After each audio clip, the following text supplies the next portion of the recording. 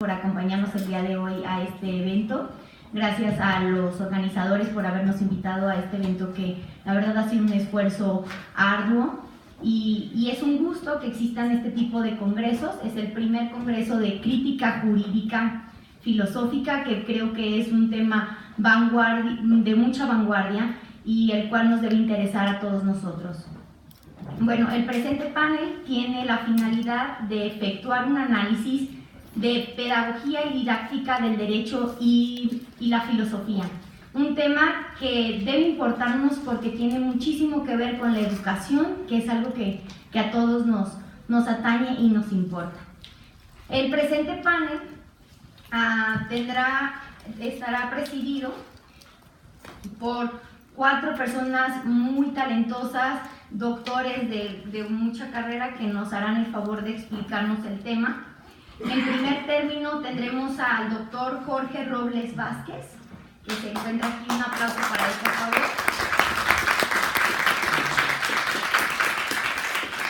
Bueno, él es doctor en Derecho, maestro en Derecho, licenciado por la Facultad de Derecho de esta universidad, de la Universidad Nacional Autónoma de México. Ha obtenido los 3 grados con mención honorífica. Es profesor titular de aquí de la asignatura de Filosofía de la Facultad de Derecho, ex coordinador de la maestría en Derecho en 2008 y profesor de maestría y tutor del doctorado en la División de Estudios de Posgrado de la Facultad de Derecho de esta universidad.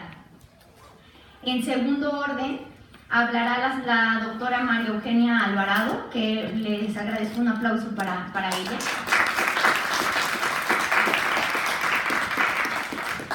Ella es investigadora titular B, está adscrita aquí a la Universidad Nacional Autónoma de México. Está en el programa de primas al desempeño del personal académico de tiempo completo. Es coordinadora del programa de investigación de Derecho y Sociedad. Es doctora en Pedagogía. Yo soy Valentina. Tanto gusto, Dora. Doctora en Pedagogía, maestra en Pedagogía y licenciada en Pedagogía, así que nadie más nos podría hablar mejor que ella de este tema, definitivamente. Nadie nos podría hablar mejor que ella. Bueno, este es su currículum, un currículum, pues, ¿qué más les podemos decir? Es la doctora especialista en el tema. En tercer lugar, hablará el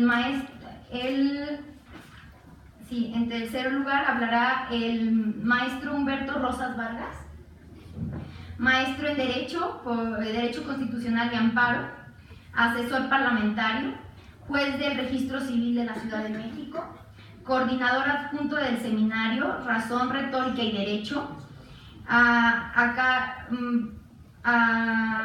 cargo del doctor Correa, secretario de Relaciones Internacionales de la revista Crítica Jurídica Nueva Época, coordinador de la Conferencia Latinoamericana de Crítica Jurídica, coordinador del primer Congreso de Crítica Jurídica, Filosofía del Derecho y Filosofía Política. Así que a él debemos estar todos aquí. Le ofrecemos un fuerte aplauso, por favor.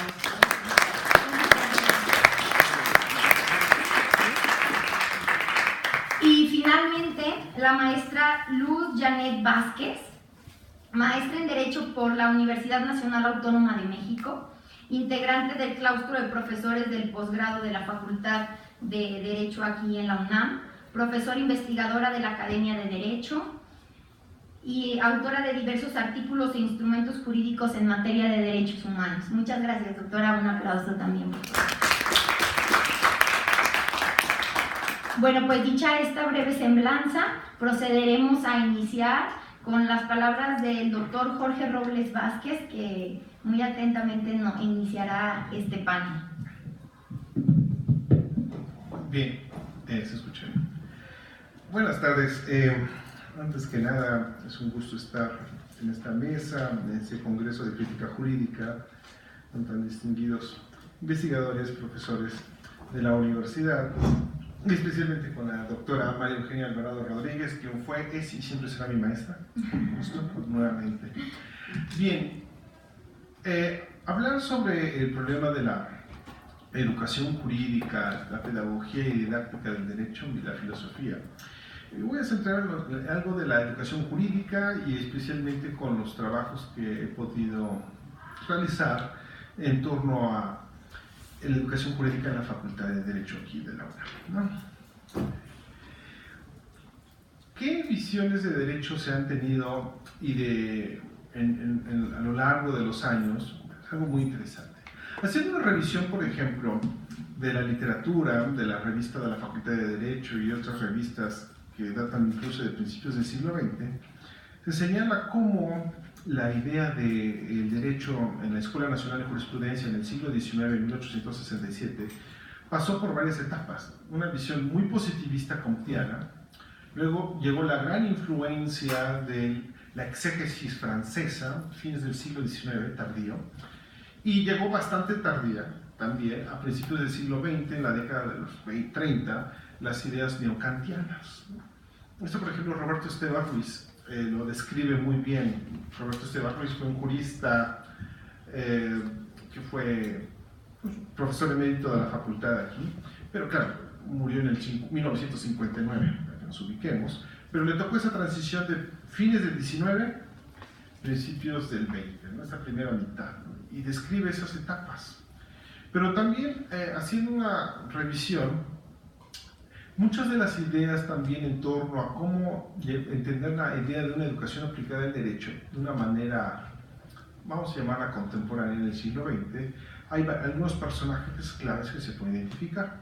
Uno es Rafael de Pina Vara, tiene un libro del año del 59. Rafael de Pina Vara, profesor del exilio español, aquí, fue profesor aquí de la facultad, civilista, pero tiene trabajos sobre pedagogía jurídica, un trabajo de 1959. Y ese trabajo de pedagogía jurídica da una gran reflexión, apoyándose mucho en Calamandrei, por cierto. Pero lo interesante es que también da las bases de una metodología jurídica, ¿no? Que venía, por supuesto, con toda la tradición alemana.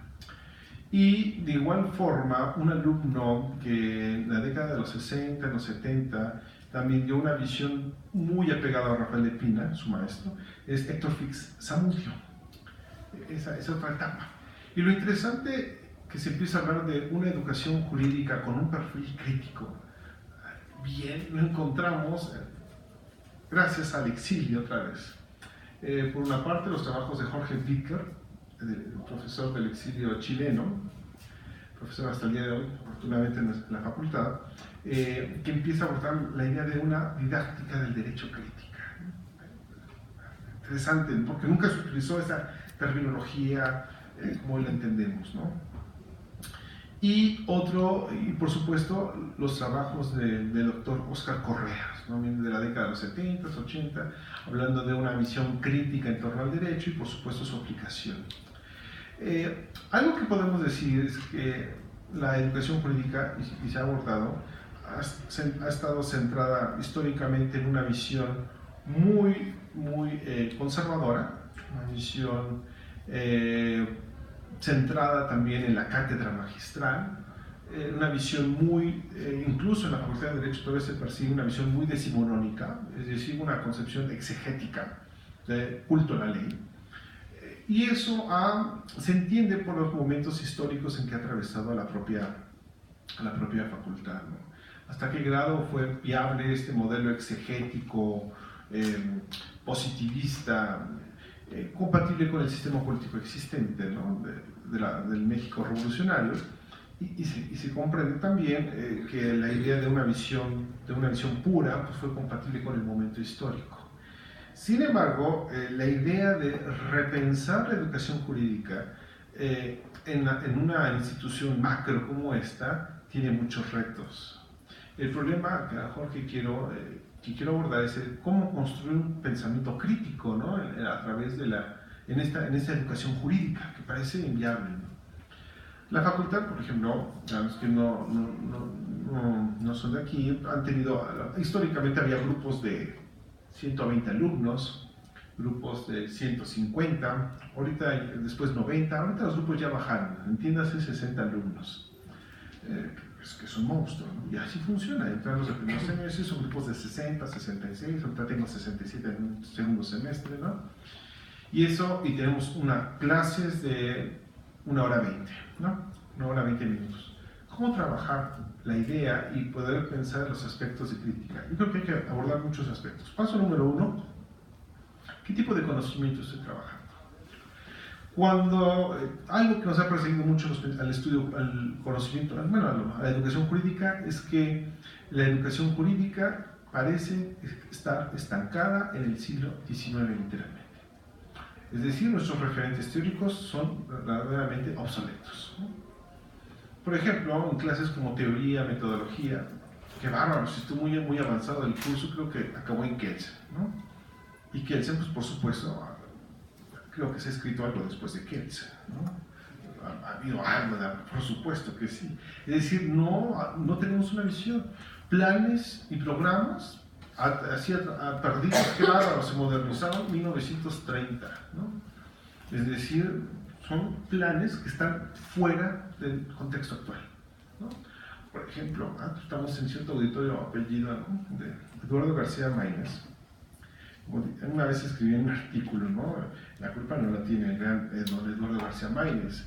Lo malo es que muchos consideran que lo que él señaló era como palabra de Dios, y eso se considera que, por ejemplo, el libro de Introducción a Estudios del Derecho es un libro que se considera, para algunos lo siguen viendo como la Biblia revivida. Es decir, y por supuesto se ha dicho que ese libro cuando nació viejo, incluso el libro, por el momento en que se dio.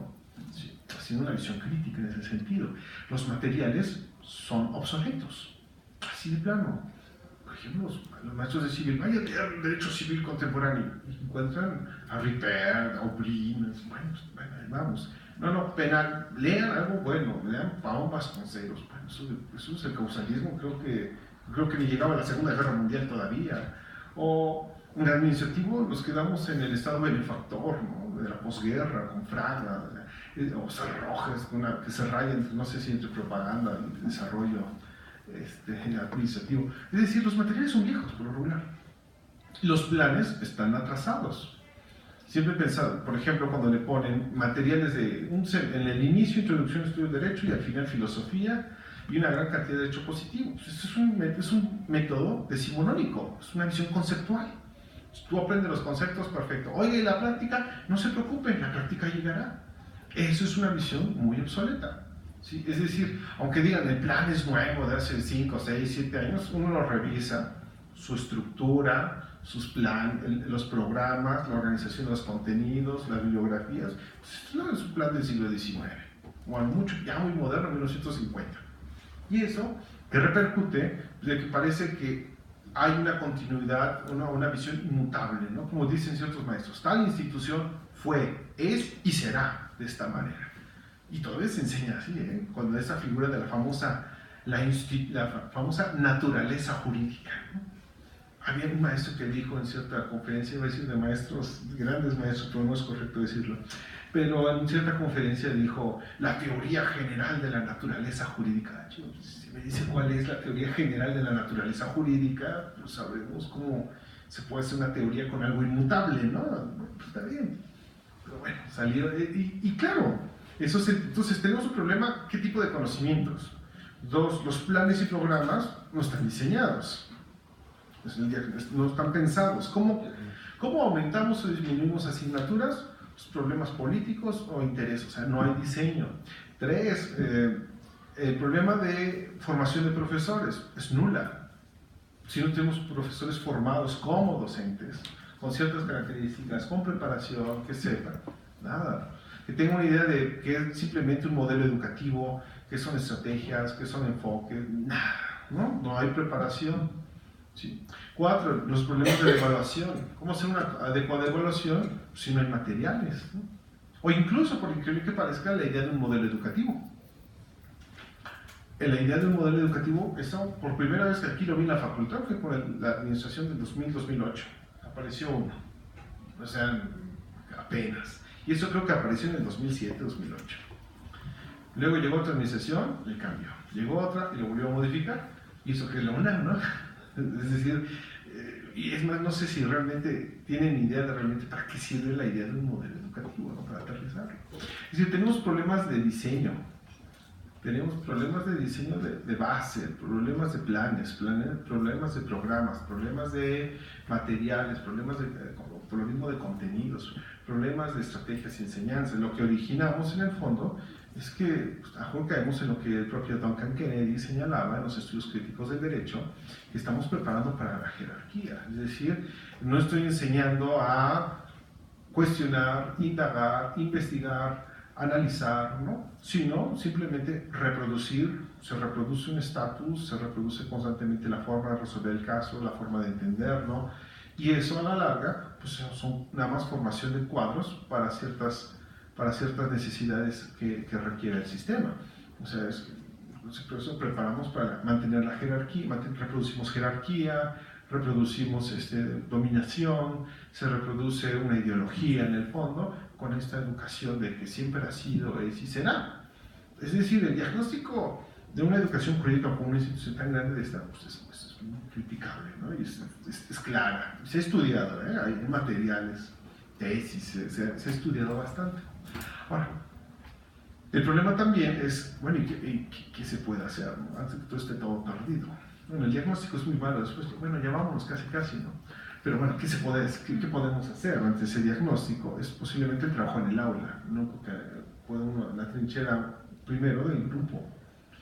¿Cómo hacer la idea de una clase taller, la preparación del profesor, pensar en nuestro alumnado, la forma de identificar el nivel de conocimientos, cómo hacer estrategias para buscar un conocimiento significativo, cómo tratar de generar talleres para cuestionar, indagar, poner siempre en duda lo que señala el autor, fomentar la investigación, y esos ideales que podemos señalar así, grosso modo, se complicaron porque tenemos un grupo de 60. La idea de una clase taller, yo creo que es una de las grandes herramientas que nos puede quedar, ¿no? Pero la clase taller exige compromiso por parte de alumnos, compromiso por parte de profesores. Y cómo realmente podemos llevarla a buen término con preparación de materiales, diseño, ¿no? Y bueno, hasta las instalaciones. Cuando tiene unos salones de paleta y paleta fija al piso, y es más, hasta el profesor está un escalón más alto, pues bueno, creo que no ayuda mucho las instalaciones. Bueno, pues hay que repensar qué hacemos, cómo podemos trabajar en 1 hora 20 o en 2 horas que se tiene con nuestros 60 alumnos, qué podemos exponer, qué podemos preguntar, dejar lecturas, comentarlas, desarrollarlas. La idea y ver, por supuesto, materiales nuevos. Por ejemplo, en mis clases de teoría o de filosofía, trato de ver cuestiones que no son, bueno, parecen nuevas, pero pues no son tan nuevas, son de cultura básica. Uno ve ciertos autores de los 70, 80, 90, pues casi es maravilloso. Oye, pero estas cosas ya tienen 40 años, 30, 20, es más, debe ser bagaje, ¿no? Pero aquí son novedad, ¿no? Pues es algo increíble, pero eso nos revela el estado en que se guarda el conocimiento. Bueno, ya si le dice al alumno, pues, a verle un poco de Adorno y Horkheimer como si fuera el hilo negro, descubrió, ¿no? Pues aquí es la maravilla. Es decir, la idea de una clase taller implica preparación, formación y también una gran cantidad de trabajo que necesitamos desarrollar y organizar. La idea de una pedagogía y una didáctica crítica en materia jurídica es un trabajo muy grande, no nada más es un problema institucional, es un problema también imaginemos que la institución nos apoye, necesitamos el trabajo de profesores, el trabajo de alumnos y un compromiso para siempre estar buscando, pensando, indagando nuevas líneas, nuevas formas de abordar, nuevas formas de entender la idea de lo jurídico, ¿sí?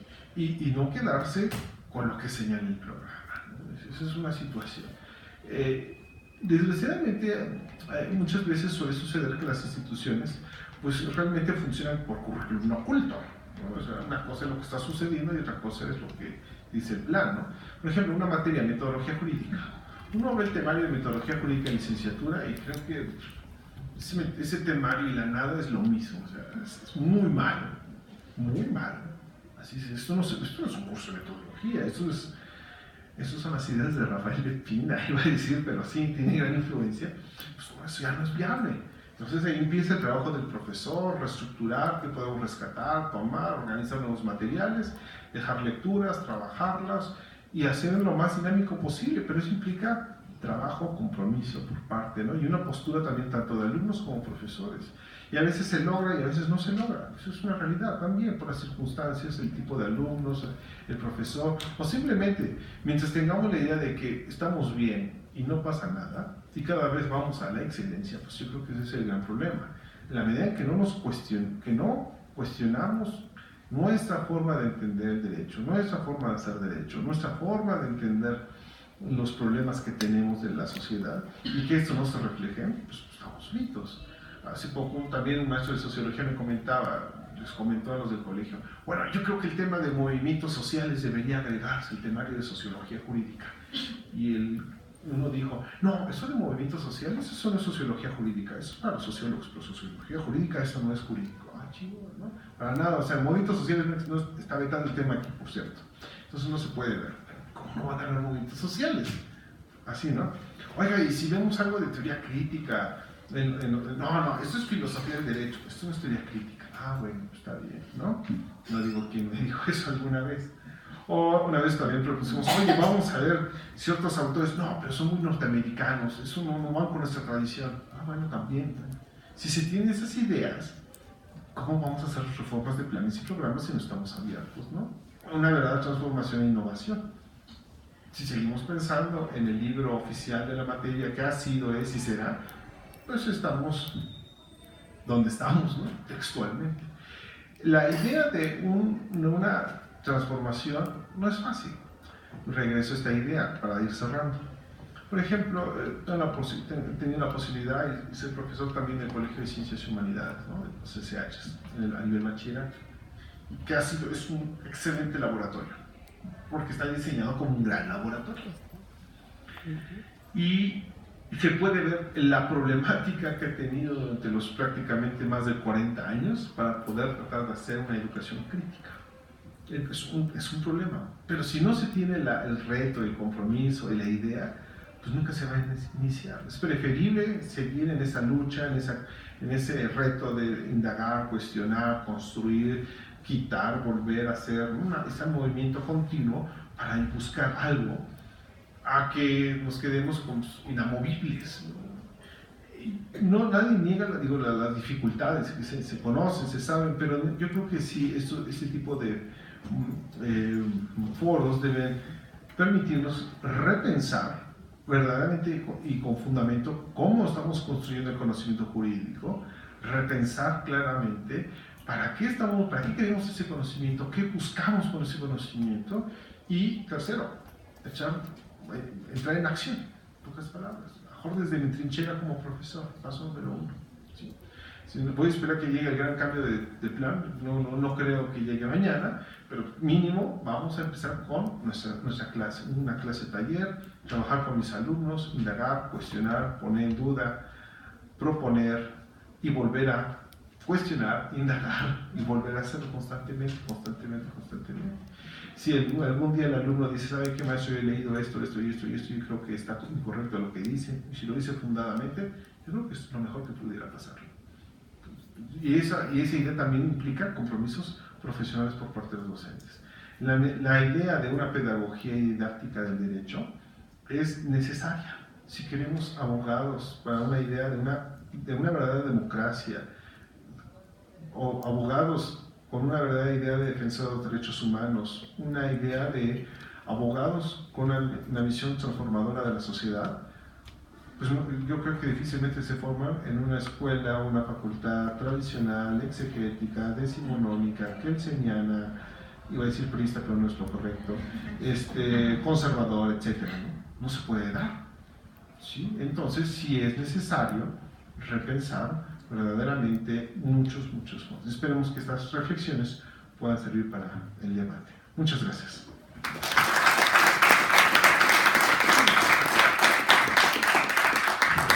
Agradecemos enormemente al doctor Jorge Robles sus comentarios, sus críticas, que creo que son demasiado atinadas nos quedamos con una palabra que creo que es muy importante: compromiso tanto de profesores como de alumnos.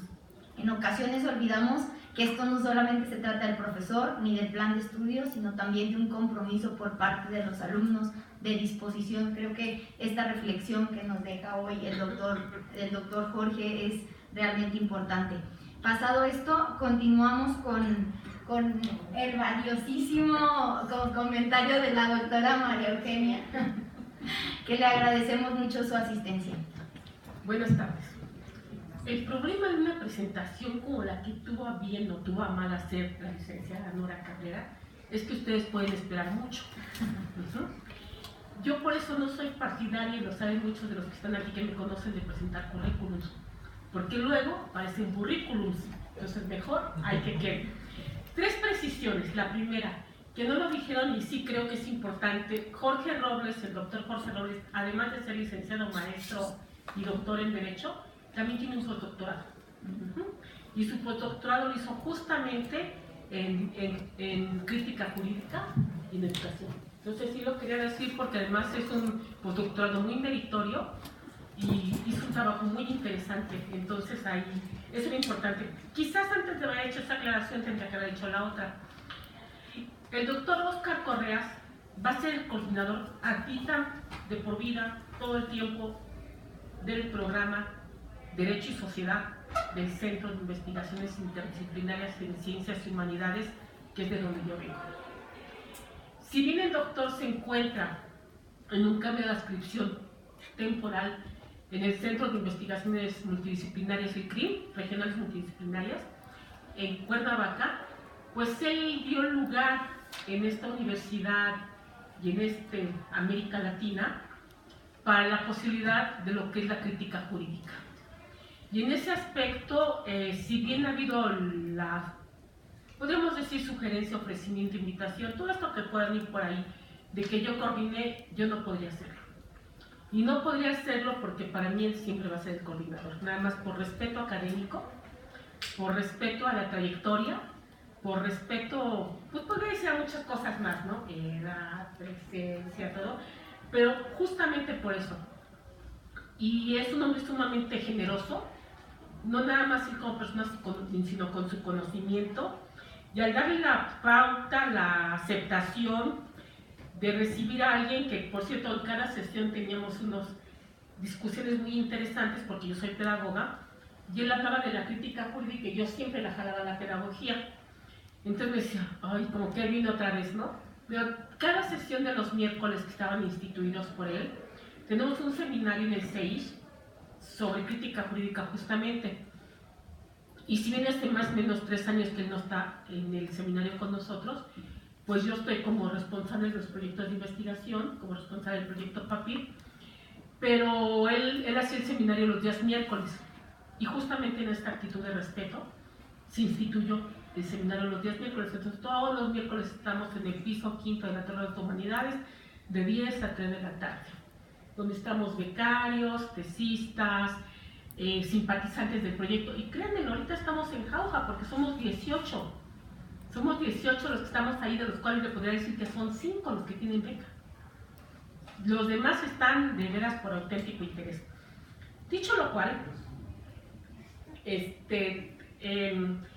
quiero empezar con 2 cosas. La primera, hay una frase que dice que los que luchan toda la vida, esos son los imprescindibles.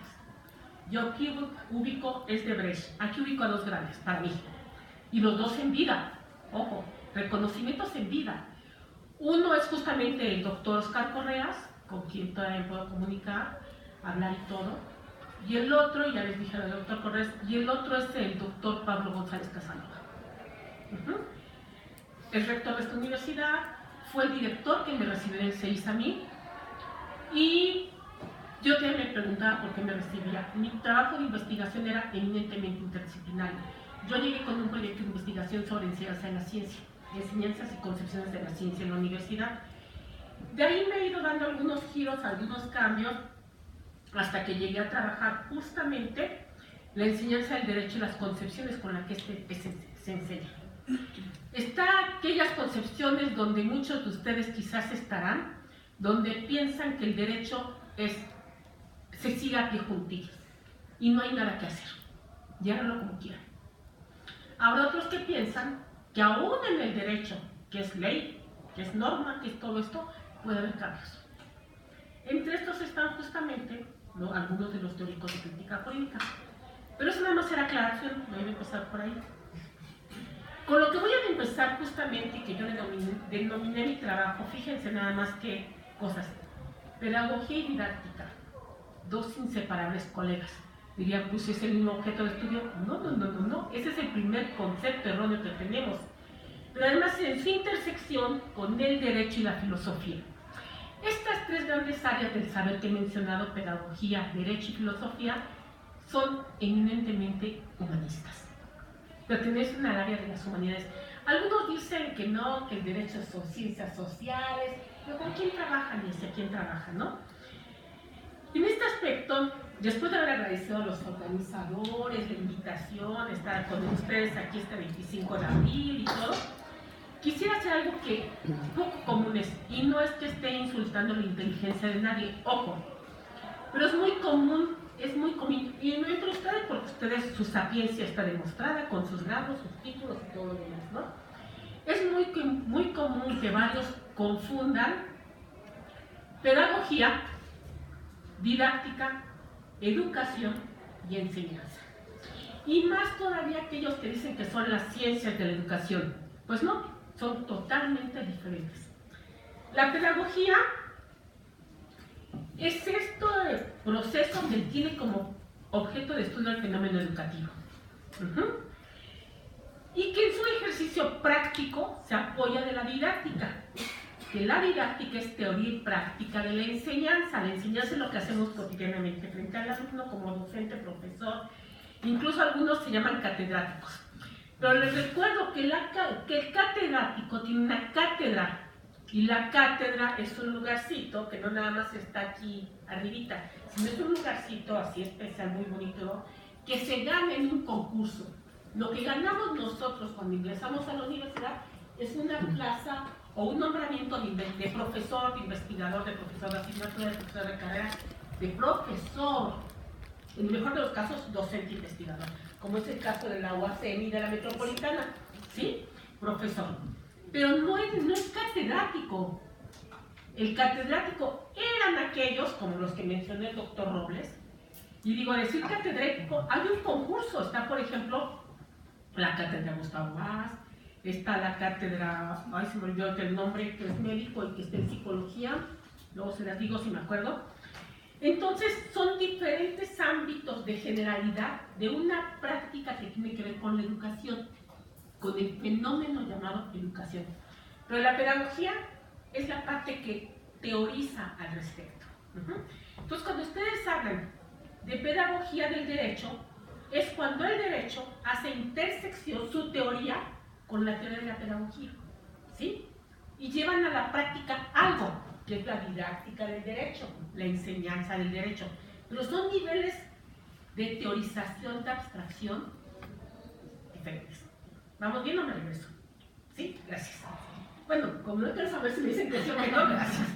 Entonces, en este ámbito es cuando nosotros encontramos que si la pedagogía tiene ciertas ideas de lo que es la pedagogía, pues esto responde también a una concepción filosófica, ¿sí?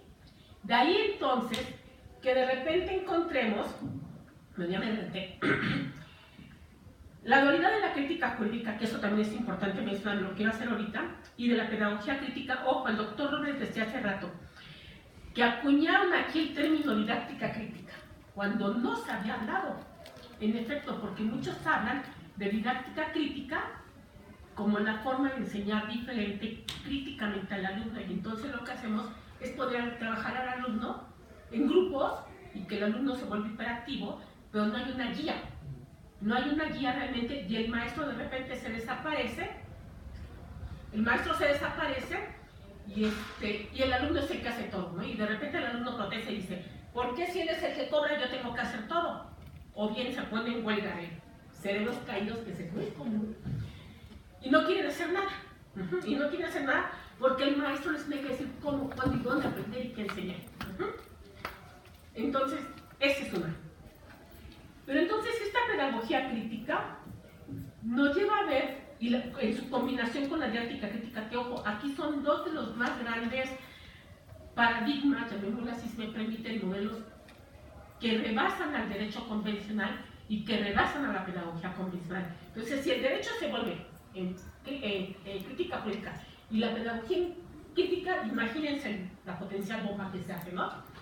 Pero ¿esto para qué es? Para revolucionar la enseñanza. Para revolucionar la enseñanza del derecho y justamente pensar que en esta praxis se pueden hacer abogados con un pensamiento diferente. Yo le decía alguna vez, cuando di clases en esta facultad, hace ¿no? Creo que fue por el 2000, ¿no? Si no es que antes, 2001, ya ven, y yo me acuerdo. Yo les decía, número uno, ¿el derecho es una ciencia? Me acuerdo cómo sufrían los pobrecitos, ¿verdad? Dos, pues son ciencias jurídicas, así como desde la pedagogía, ¿no?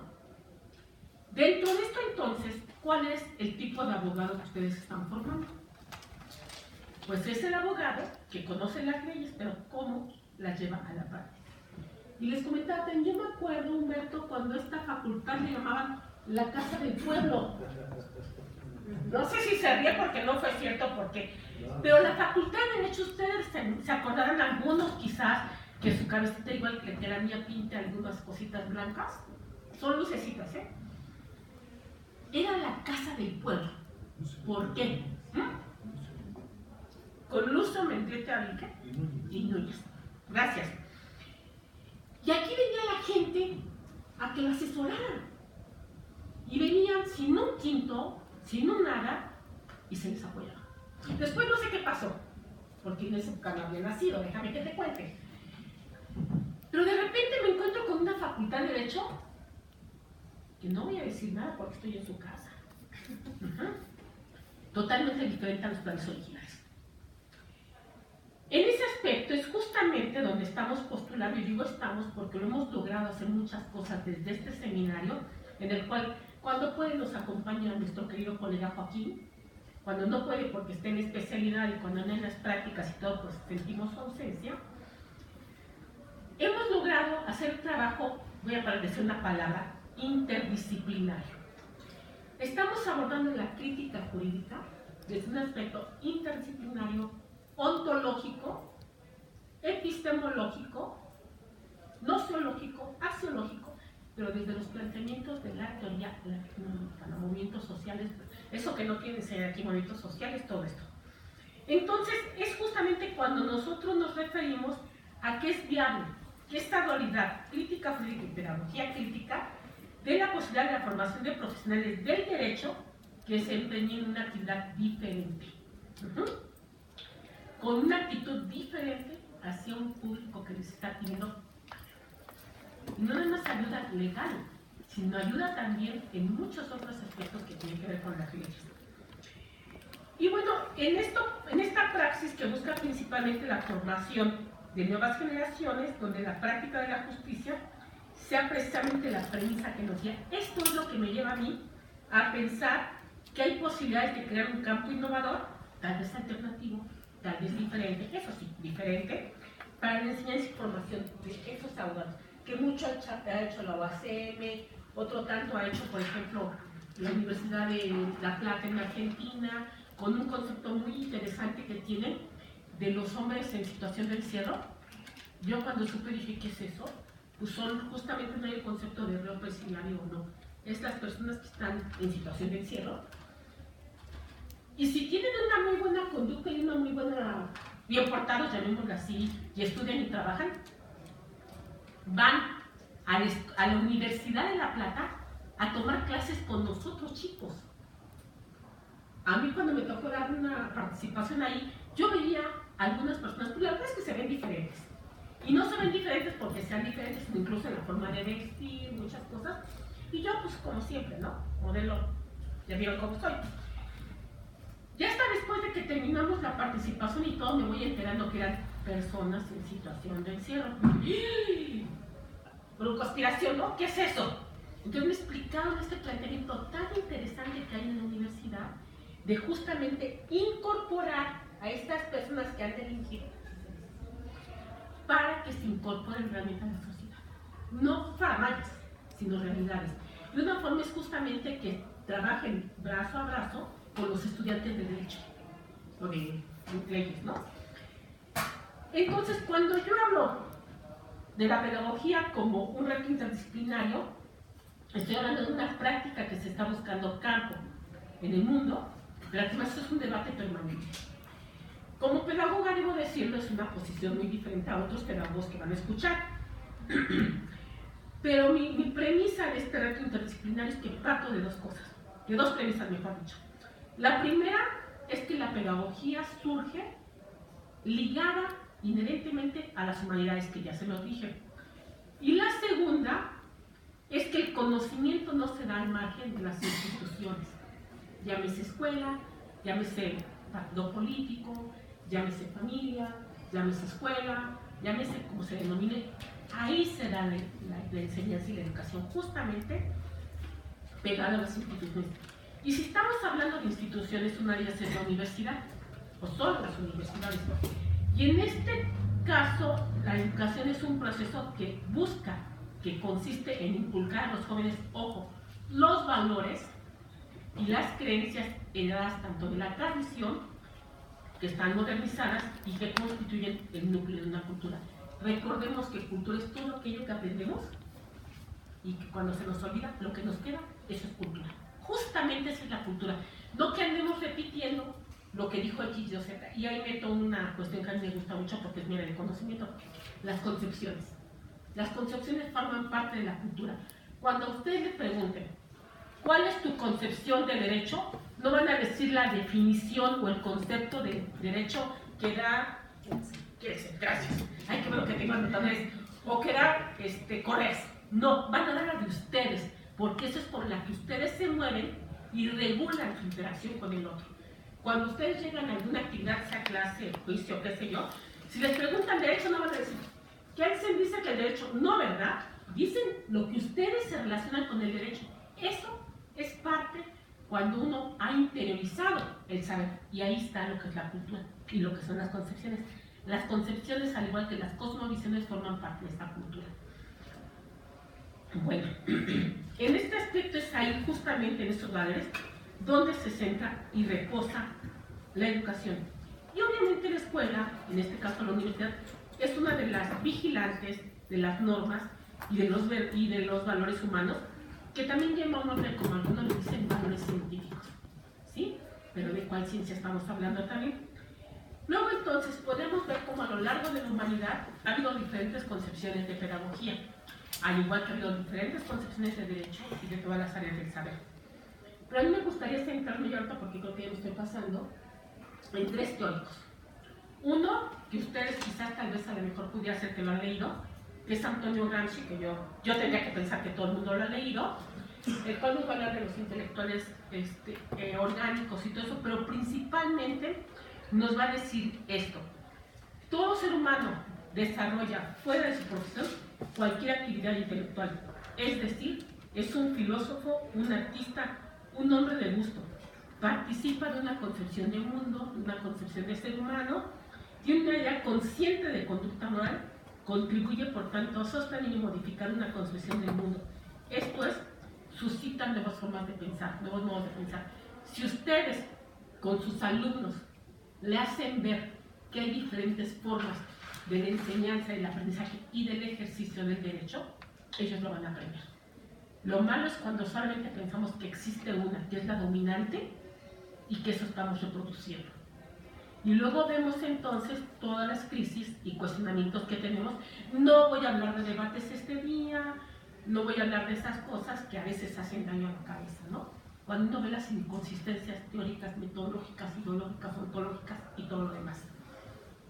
Entonces, junto con Gramsci, cuando Gramsci nos recuerda que, voy a decir un autor, cuando nos recuerda en las tesis sobre Feuerbach, que Marx estableció que los hombres son los que modifican las circunstancias y el educador debe a su vez ser educado, esto lo relaciono directamente con lo que nos dice Paulo Freire en la pedagogía del oprimido y en educación como práctica de libertad, entre otras.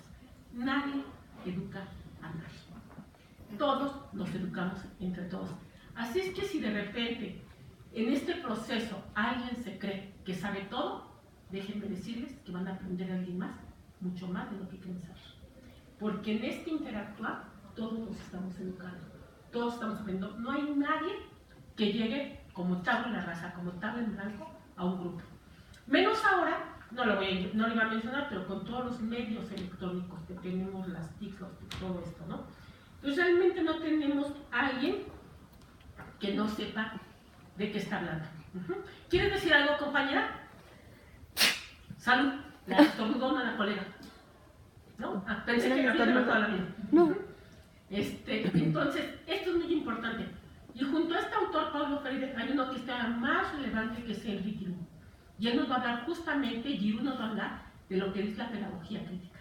Pero la pedagogía crítica pensada como una situación en la cual todos nosotros nos vamos acompañando en nuestra propia vida y todos nosotros vamos aprendiendo. Y él nos va a hablar justamente de la pedagogía de la liberación. O sea, la pedagogía crítica como una pedagogía de la liberación, y la educación, que ya la dijimos con Fede, es educación libertaria, esa educación que nos va a permitir ser nosotros quienes queremos ser. Bueno, después de esto podríamos decir que al decir que nadie nos educa, todos nos educamos entre nosotros, digamos que hay una coeducación, somos copartícipes de esa educación, y con estas cuestiones más aterrizadas que decía el doctor Robles, vemos cómo cuando nosotros pensamos una alternativa, no es nada más pensar en el momento frente al aula, sino de cómo llegamos al aula, con qué pensamientos, con qué ideas, con qué todo esto, y si estamos realmente en una actitud de apertura al conocimiento y al saber. Si nos atrevemos a decir, no sé, y el no sé no es motivo de ignorancia, es motivo de un reto para seguir indagando, para seguir investigando.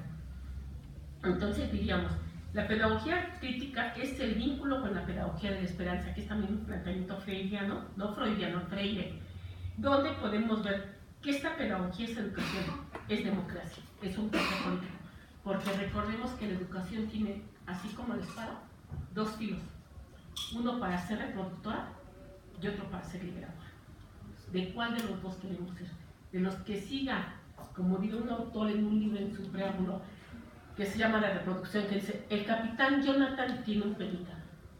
Ese pelícano todas las mañanas pone un huevo.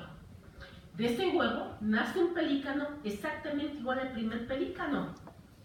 El segundo pelícano pone un huevo exactamente igual que el primer pelícano.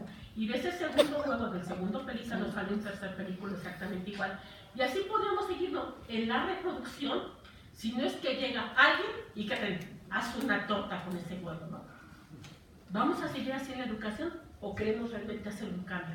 Entonces, esta invitación que me hacen, la cual agradezco mucho nuevamente, tendremos que pensarla como la posibilidad de llevar a la pedagogía, a la didáctica, en derecho y en filosofía, como una triada, decía, de estos tres elementos, que es una disciplina humanística, científica, teórica, técnica, que nos permite ver la educación como esa actividad por medio y a través de la cual se da una formación integral del hombre, con una concepción de ser, de haber, de aprender y más aún de cooperar con el otro.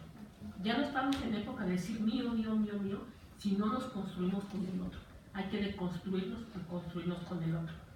Se trata así entonces de una posibilidad de analizar que el eje de la práctica pedagógica es la comprensión de la educación y de una totalidad en la cual participan otras disciplinas para su estudio y explicación, y que la pedagogía es justamente la que ostenta este estudio propio. De ahí se desprenden tres preguntitas. ¿Cuál es la naturaleza de lo cognoscible o cuál es la naturaleza de la realidad? Esa será la pregunta ontológica. ¿Cuál es la naturaleza del derecho? ¿Cuál es la naturaleza de la relación entre el que conoce, en este caso el docente, el alumno, y lo cognoscible, en este caso el objeto de estudio? Y esta es la pregunta epistemológica. ¿Desde dónde me acerco a este objeto de estudio? ¿Lo veo como un objeto con el cual puedo interactuar? ¿O lo veo como un objeto que me dice qué debo hacer? ¿O yo le digo al objeto qué? La pregunta epistemológica les decía. Y el tercero, ¿cómo debería el docente proceder en la búsqueda del conocimiento? es la pregunta metodológica. Si nos damos cuenta, los tres están íntimamente interrelacionadas y nos llevarían a la posibilidad de un cambio.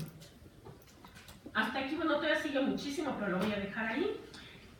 Les he presentado un poco cómo es esto de la práctica que puede ser formadora, crítica, reflexiva, o bien que puede ser justa y con una postura crítica, pero antes les quería decir algo, no lo encuentro ahorita, lo voy a quitar ya. Me voy a permitir incluso, lo que les decía, compartir la experiencia con ustedes, construida con este grupo que, si bien formó el doctor Oscar Correas, como ya se lo dije antes, que ha sido una práctica eminentemente interdisciplinaria desde la pedagogía. Les diría, en el grupo que tenemos ahorita estamos historiadores, sociólogos, psicólogos, pedagogos, filósofos, y por ahí me está faltando uno, abogados. Y los abogados, estaban faltando los abogados, gracias Jorge, en la cual justamente hemos ido construyendo con esta actitud humanista y ética un reto ante lo ontológico y lo epistemológico, sesgado, atravesado, siempre sesgado, quiero decir atravesado por lo metodológico. Y sí quiero decirles que el doctor Correas, aunque parezca que soy su fan, ¿no? Lo respeto mucho académicamente, realmente es un hombre que habla de democracia y que lleva a la práctica la democracia. Es un hombre que habla de la crítica jurídica y lleva a la práctica la crítica jurídica. Y bueno, esto también me ha costado mucho trabajo, pero bueno. Entonces, con esto termino. La formación de Ecuador, la formación de los nuevos abogados, que ha formado profesionales, es muy importante verlo desde una crítica y una postura reflexiva, donde nos permita el intercambio desde diferentes sedes con investigadores de diferentes latitudes, tanto nacionales como latinoamericanas del Caribe. Que lo hemos logrado hacer a través tanto de la conferencia de crítica jurídica como el trabajo. El año pasado tuvimos aquí a maestros de Buenos Aires, de La Plata, justamente en este proyecto. Les diría yo, la invitación y el reto a hacer un ejercicio didáctico, pedagógico, crítico, reflexivo, está frente a ustedes. Y en cada uno de ustedes y de nosotros está tomar la decisión que consideren adecuada. Continuar con el gatopardismo para que todo siga igual, o realmente posibilitar un cambio a partir de una práctica potencializadora y liberadora. Muchas gracias.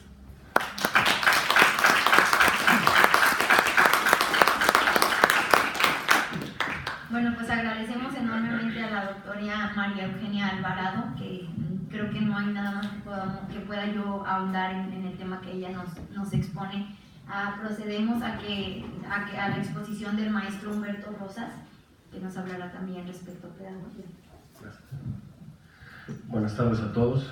¿Se escucha bien, verdad? La verdad es que yo estoy muy feliz por muchas razones, las quiero compartir con ustedes. Para mí es un gran honor y un privilegio contar con la presencia de grandes colegas, grandes maestros, la doctora María Eugenia, el doctor Jorge Robles y por supuesto la maestra Luz Janet, que son en sus respectivos campos de influencia verdaderos pensadores de primera línea. Y la verdad es que también me da mucho gusto que esta mesa sea testimonio del equilibrio y de la presencia necesaria de un logos femenino poderoso. Esa presencia no solo es necesaria, sino obligada en cualquier evento, pero sobre todo en un evento que se precie de ser crítico.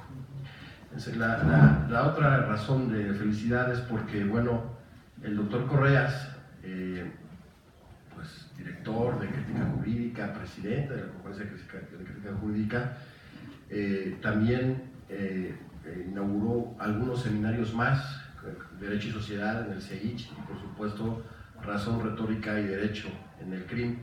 El trabajo que les voy a presentar son algunas líneas de 2 años de colaboración. Viajábamos 2 veces por semana a Cuernavaca, Morelos, para trabajar con él en temas de filosofía política clásica. Y bueno, es una idea peligrosa, pero recuerden ustedes que bien se dice en filosofía que en medio del peligro está la salvación. También quiero agradecer la presencia de mi querida amiga y maestra, la maestra Mariana Sanfir, a quien les pido que podemos dar un fuerte aplauso.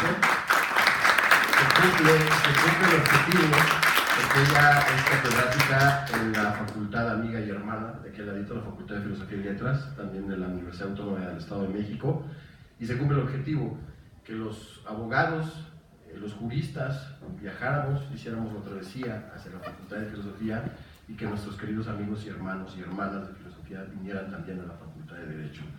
Les insisto, son líneas peligrosas que parten de dos premisas. No hay algo así como ciencia del derecho, y esto, la base epistemológica, es una lectura seria, doxográfica de todas las obras aristotélicas, por supuesto de su impronta platónica, y el efecto estratégico del discurso jurídico es uno muy concreto, es la exclusión, no es el bien común, por lo cual, bueno, son ideas críticas, y por esa razón me gustaría reiterar el agradecimiento, porque este diálogo de la teoría crítica con la teoría tradicional clásica del derecho ha sido bien recibido por las autoridades de la Facultad de Derecho. Quiero apreciar ese gesto y aprovechar la oportunidad para reiterar nuestro agradecimiento al director de la facultad, a nuestro amigo, el profesor Adame, que es el director del Seminario de Profesores de Derecho Civil, y por supuesto a las autoridades que se encargan de la administración de los espacios, porque es necesario que todo el pensamiento crítico regrese a la Facultad de Derecho. Yo soy un egresado de esta facultad, la amo profundamente, y el pensamiento crítico, el diálogo del pensamiento crítico con el pensamiento clásico tradicional es no solo necesario y plausible, sino indispensable que se dé. En la teoría jurídica moderna existe una cierta pretensión por validar la homología entre logos y episteme, la cual afirma la impronta clausurante del lenguaje jurídico y constata su carácter unidimensional. El tema de la verdad desemboca inexorablemente en la crítica y la desmitificación de la ciencia moderna de carácter positivista. Pero la majestad del derecho, esto es, su afirmación como ciencia jurídica, olvida dos cuestiones de vital importancia: la caracterización del hombre como son logo nexon y, por supuesto, la diferencia entre la epistema aristotélica y el paradigma científico moderno. Ahora, la así llamada ciencia del derecho, eufemismo predilecto de la teoría que estudia y legitima el sistema normativo hegemónico, admite estas omisiones y se mira a sí misma como teoría de la argumentación destinada a justificar las sentencias de los jueces, de esos operadores esquizofrénicos del mundo jurídico global. Tal empresa no es menor si se mira a la sentencia como el acto de habla definitivo, como el texto concluyente y a la vez originario, diríase fundacional, en la producción del derecho. La teoría crítica se ha expresado con relación al estatuto epistémico del derecho y sobre el particular ha formulado tres conclusiones peligrosas y poderosas. Primera, el derecho no es episteme, es retórica. Segunda, los razonamientos del derecho no son silogismos, sino antimemas. Y tercera, el derecho no se vincula con la verdad. Antes bien, los enunciados normativos postulan lo verosímil y lo probable. La historia del pensamiento jurídico es una búsqueda incesante de postulados y enunciados generales que sirvan de fundamento al sistema normativo hegemónico. Y así, en el principio fue el justnaturalismo, después el positivismo lógico y ahora la teoría de la argumentación. Una aspiración de la así llamada ciencia del derecho consiste en dotar de prestigio a los operadores jurídicos estatales y remarcar la cientificidad de una argumentación que se opone del modo más explícito a la retórica. Aún en el relato clásico de raigambre naturalista, el derecho se concentra en la impartición de justicia antes que en la verdad. Si la retórica tiene que ver con el tema de lo probable y lo verosímil que genera persuasión en el foro público, de inmediato se colige que el tema de la verdad se relaciona con el poder. La producción de la verdad implica siempre el ejercicio de un poder instaurado en prácticas discursivas, las cuales definen el territorio de una cierta normalización siempre excluyente. Los arcontes del derecho, entiéndase, sistema normativo hegemónico, quieren mirarlo en su forma lógico-discursiva, pero tal idea es una absoluta fantasía, toda vez que la homología entre nomos y physis implica pensar el derecho como el producto de la comunidad política. Eso que precisamente decía nuestra querida amiga la doctora Claudia Mendoza, se ha perdido. Eso que conocemos como derecho ya no es el reflejo de la comunidad política. Brilla por su ausencia precisamente. El poietés y el filósofos son ambos arcontes de logos. A uno le hablan las musas y al otro la dama de porte majestuoso. También la melainas con Inés los hermanan el infortunio. De ahí quizás el carácter siempre poético del pensamiento filosófico y también, por supuesto, quizás el carácter siempre mítico del pensamiento jurídico. Solo lo verdadero permanece. La verdad exige de quien lo busca un nuevo aprendizaje, que quien busca aprenda a ver y a oír nuevamente. La vigilia, el estado árido del alma y el apego a Helios son imágenes todas del filósofo en su camino a la luz. Y la luz es símbolo aquí también de la huida frenética de la caverna, del abandono para renacer a un mundo que siempre ha estado ahí esperando la lectura del hombre por venir. No hay nada necesario en el derecho, y esto es para todos los estudiantes que están cursando sus estudios de licenciatura en esta y en otras facultades, no hay nada necesario en el derecho sino la urgencia por transformar la práctica discursiva que lo reproduce en la academia y en el foro público. Cuando se habla del derecho, no se habla en absoluto de la necesidad. Incluso en su mito fundante, el relato jurídico moderno no se vincula a estim ni a desta. Antes bien, aparece develado en su carácter contingente, fragmentario y excluyente, dígase de una vez, siempre arbitrario. Que el derecho moderno se basa en una radical arbitrariedad es acaso la única verdad que puede proclamarse en relación con ese viejo saber, siempre vinculado al poder y al mundo instituido que éste produce. Tal como enseña Bioy Cázares en La invención de Morel, el hombre sin contenido es la imagen ampliada del vacío en el infinito. La así llamada historia jamás es unívoca ni definitiva. Todo puede ser contado siempre de otra manera, sentencia Saramago en Claraboya, el libro perdido y hallado en el tiempo.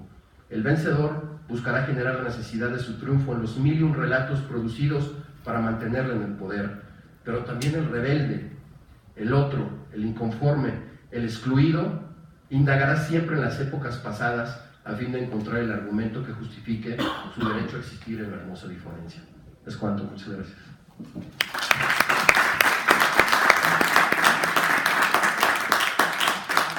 Agradecemos enormemente al maestro Humberto Rosas por sus palabras y aprovechamos, no sé si para entregarle su reconocimiento al doctor Jorge Robles, porque es una persona, pues tiene un compromiso en estos momentos y pues le agradecemos mucho su presencia y le entregamos aquí su constancia de participación. Un aplauso.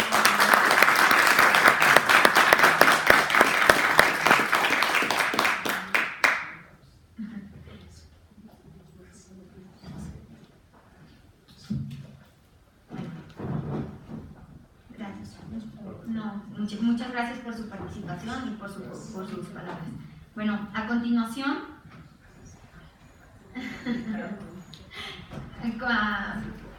procederemos con unas palabras de la maestra Luz Janet Vázquez, que nos hará favor de dirigirnos unas palabras.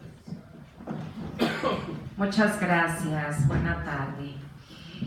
Pues agradezco en primer término la invitación a participar en este foro en donde siempre es grato coincidir con aquellas personas con quien uno comparte ciertos intereses académicos, como es el caso, por supuesto, del maestro Humberto Rosas y sobre todo de la doctora María Eugenia Alvarado. Muchísimas gracias, de verdad, y siempre un gusto volvernos a encontrar, ¿no? Agradezco también estas referencias, por supuesto, al trabajo que se realiza desde la Autónoma de la Ciudad de México. Como fue señalado, soy profesora investigadora de esa universidad y en ese espacio existe la licenciatura en Derecho dentro de los centros de reinserción social. La licenciatura en Derecho ahí no podría ser o pretender ser más crítica que en cualquier otro espacio, no solo por la propia demanda o requerimiento de nuestros estudiantes y de nuestras estudiantes al respecto, que siempre pervive, convive este doble filo al que hace referencia la doctora Alvarado sobre la necesidad de nuestros estudiantes de conocer todo este lado oscuro que conocemos de los estudios del derecho. ¿Cómo puedo salirme con la mía? ¿Cómo puedo preservar la corrupción? ¿Cuáles son todas estas estrategias que me van a permitir evadir los sistemas de justicia y cambiarlos por un sistema de administración e impartición de discrecionalidad?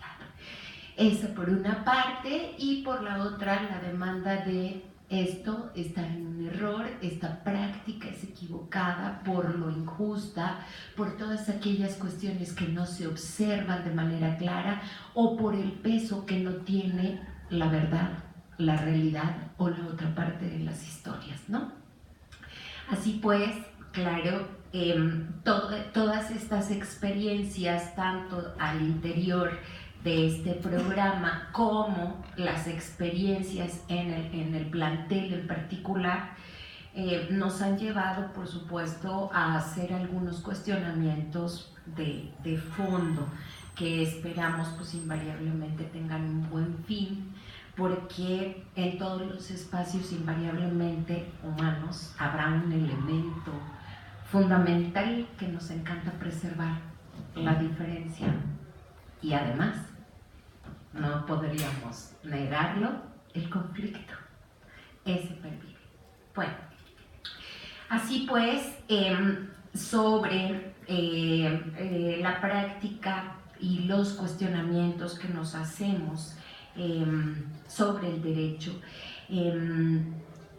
me gustaría comenzar por la apuesta teórica de Paulo Freire, también citado por la doctora Alvarado, y centrarme en el objetivo de la educación, la libertad, y también con ello lograr una emancipación, en términos jurídicos incluso. En la actualidad tendríamos que preguntarnos sobre las formas y significados de la emancipación en la enseñanza o en la educación específicamente del derecho. Conforme a lo señalado por Duncan Kennedy desde los Critical Legal Studies, en Harvard, universidad que se ha caracterizado por lo tradicional de su enseñanza, la educación del derecho ha tenido como objetivo la reproducción del sistema jurídico que acompaña la dependencia propia del sistema capitalista y con ello la legalización del despojo y la explotación en todos los ámbitos y líneas generales. Nuestra enseñanza en el país no es ajena a los objetivos de la enseñanza del derecho en Harvard ni de la educación en Harvard, por lo que se considera a la licenciatura o a los estudios de licenciatura en Derecho en cualquier universidad bajo el concepto tradicional. Es una licenciatura de corte tradicional. ¿Qué implica esto? Implica inamovilidad de los conocimientos y habilidades que deben acompañar la formación de los futuros abogados. Estos deberán convertirse también en tradicionales para preservar y reproducir el objetivo planteado. Las investigaciones que al respecto se han desarrollado en nuestro espacio, aquí en la UNAM, de la cual por supuesto también soy egresada de licenciatura y posgrado, son visibles en algunas investigaciones como las del doctor Rosalío López Durán en el texto Lo oculto de la enseñanza del derecho, así como en los análisis sobre la aplicación de los conocimientos y desempeño jurídico que son observables en órganos jurisdiccionales. Tales investigaciones, por ejemplo, a cargo de Karina Anzola Vere, en el texto ¿Cuándo la justicia importa? Poder judicial y derechos humanos en América Latina. Bajo estas evidencias sobre lo que implica la enseñanza del derecho tradicional en nuestra tradicional universidad y facultad, encontramos también prácticas tradicionales que dejan mucho por anunciar en la reproducción, en la intención de la educación. Hay un objetivo reproductor. Surgen nuevos cuestionamientos que superan aquellos tradicionales sobre la enseñanza teórica y práctica de los conocimientos jurídicos. Esto es, muchas de las reflexiones que se dan en los espacios relacionados con educación en el derecho, con pedagogía jurídica o con la didáctica en el derecho, están vinculados o se centran especialmente en qué se debe enseñar, qué debe ser de más peso, lo teórico o lo práctico. Pero no se cuestiona específicamente los contenidos y sobre todo, que es a lo que me quiero centrar, cuál es el objetivo de esta formación. El objetivo de la formación jurídica debe ser en la actualidad la forma en que debe lograrse la libertad, la emancipación a través del reconocimiento de los distintos problemas sociales y la incapacidad de resolverlos bajo el modelo y concepción de derechos que se trazan en procedimientos jurídicos, atribución a órganos creados bajo el mismo objetivo, preservar y reproducir las formas tradicionales de la profesión jurídica e incluso de lo jurídico. La decisión que hay separación entre la realidad social y el derecho comienza en las aulas, en este espacio íntimo del proceso enseñanza-aprendizaje en el que se entretejen vínculos de afecto, de cercanía y de respeto que pueden ocultar de forma sutil los fines que el sistema escolar, conforme al modelo educativo de cada universidad, son adoptados. Al respecto, algunos autores clásicos y actuales se pueden expresar con algunos ejemplos, solo hablaré de dos, ¿no? En el caso de alguien cercano, desde la producción del conocimiento en la propia Autónoma de la Ciudad de México, encontramos a el doctor Jorge Peláez, que nos dice que se pretende con la teoría del derecho crear un cuerpo coherente de conocimientos lógicamente estructurado que fuera capaz de explicar el fenómeno jurídico, de develar su esencia, sus conceptos fundamentales, su lógica de funcionamiento, teniendo como objetivo, partiendo de la clarificación y comprensión de estos contenidos jurídicos, ayudar al progreso de esta rama del saber. Sin embargo, dichos conceptos abstractos se construyen por encima de la práctica social.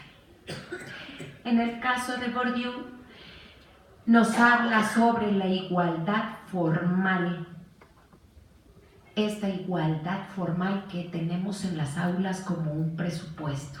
¿Somos iguales en una universidad? Tenemos una igualdad formal que lamentablemente genera una gran dosis de violencia. El aparato escolar es un instrumento de legitimación de las jerarquías, nos dice Bourdieu. Estas jerarquías sociales se dan a través de la titulación. Estos grados académicos nos asignan un valor intrínseco a cada persona. Claro, no es igual ser licenciado que doctor, ¿no? Estructura ideológica, por supuesto, la escuela, en donde las desigualdades sociales son atribuibles a las desigualdades naturales.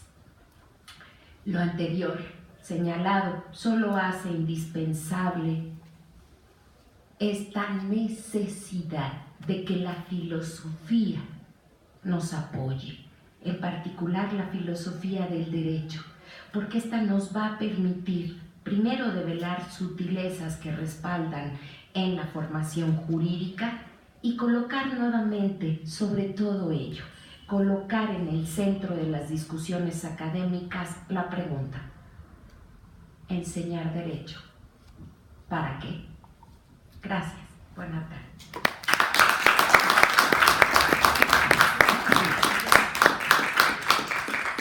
Agradecemos enormemente la participación de la maestra Luz Janet Vázquez. Muchas gracias. Y procederemos a la parte de preguntas y respuestas.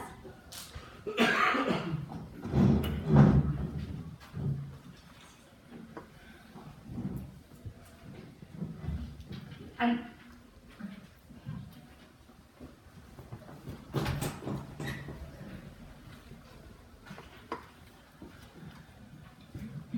buenas tardes. A nombre del comité organizador, nuevamente les quiero dar las gracias por las ponencias que presentan. También quiero reiterar el agradecimiento y resaltar la presencia de la doctora Sanfir, que nos acompaña también de filosofía, y pues nuevamente reiterar esta necesidad del diálogo interdisciplinario. Y algo que me parece sumamente relevante es cómo no se dejan de fuera otras disciplinas, y creo que es parte de esta,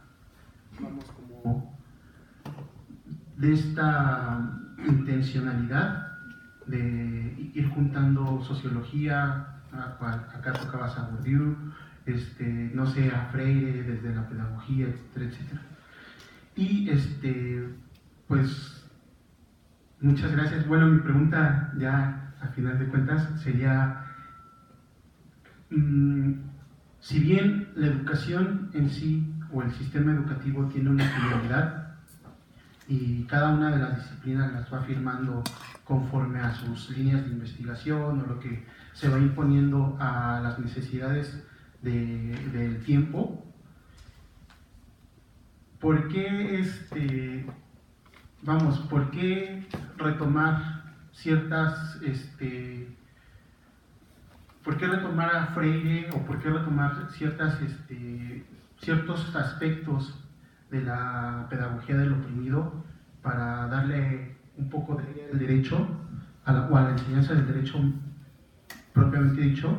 ¿Y por qué no, no sé, por qué no desde un constructivismo psicosocial o desde un constructivismo psicogenético, o desde las mismas competencias, ¿no?, que están tan de moda, y cómo eso cambiaría la jugada o cómo cambiaría la perspectiva de ver al derecho?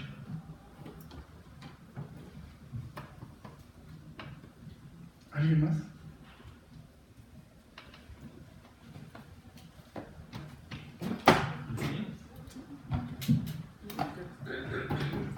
¿Qué tal? Buenas tardes. Primero el agradecimiento por sus palabras y evidentemente por las ponencias. La pregunta, esperando no caer en un error, involuntariamente sería en este caso, pero bueno, ¿qué tipo de método posible podría utilizarse para reestructurar o repensar esta enseñanza del derecho? Si es posible utilizar, por ejemplo, como lo vimos en alguna sesión anterior, por ejemplo, la dialéctica materialista para repensar esta forma en que estamos aprendiendo derecho, o también utilizar conceptos, como lo vimos en una sesión anterior, de Hegel, para no limitar y reducir al derecho a esta cuestión sórdida o de encasillarlo solamente a cuestiones económicas individuales, ¿no? Y llevarlo en ese sentido a una especie de superar y conservar, superar esta noción unívoca de enseñanza, quiero pensar, y como lo dijeron algunos, basada en el positivismo, y llevarla más allá. Sí, ¿qué método principalmente nos puede ayudar aunado a las ciencias o asignaturas que ustedes han señalado y estudiado a fondo? Y si estos dos métodos que señalé pueden ayudarnos a hacer esta superación.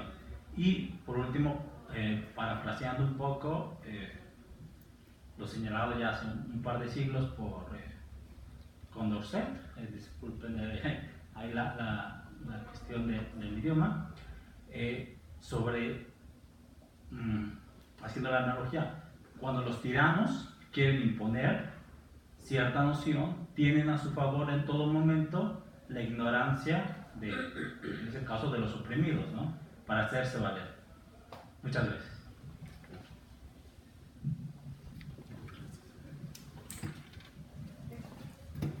Solo son dos preguntas muy pequeñitas. La primera para la doctora Alvarado. No me queda muy clara la diferencia entre la enseñanza y la educación. A ver si me lo podría profundizar un poco. Y para la maestra Luz, ¿cómo es que nace el modelo educativo para darle la educación en la licenciatura de Derecho? Porque acabo de leer incluso que creo que ya hay 13 personas que ya se titularon o algo así por parte de la UACM.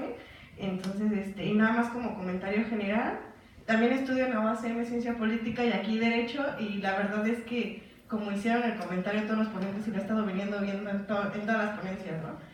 El ámbito social entre el alumnado, entre un espacio y otro, es completamente diferente. Incluso el día que fuimos a filosofía, hicieron un comentario unos chicos de filosofía que estaban atrás, ¿no? Dice un ponente, es que están los alumnos de, a ver, quiero que un abogado me pregunte algo, ¿no? Y dice el chico de filosofía, dice, ¿cómo cree que el abogado le va a preguntar al juez de derecho, ¿no? Entonces me reí porque dije, estos espacios justo es para eso, ¿no? Para que se den cuenta o nos demos cuenta que pues todos estamos por lo menos aquí en la misma casa, ¿no? Y los que no son de la misma casa, pues que se sientan como en casa, ¿no? Entonces nada más como un método de convivencia, y creo que es sumamente importante porque como lo comentaron, y la frase de Paulo Freire ahorita me movió muchísimas cosas en la cabeza, sino de que todos estamos aprendiendo de todos y es muy importante.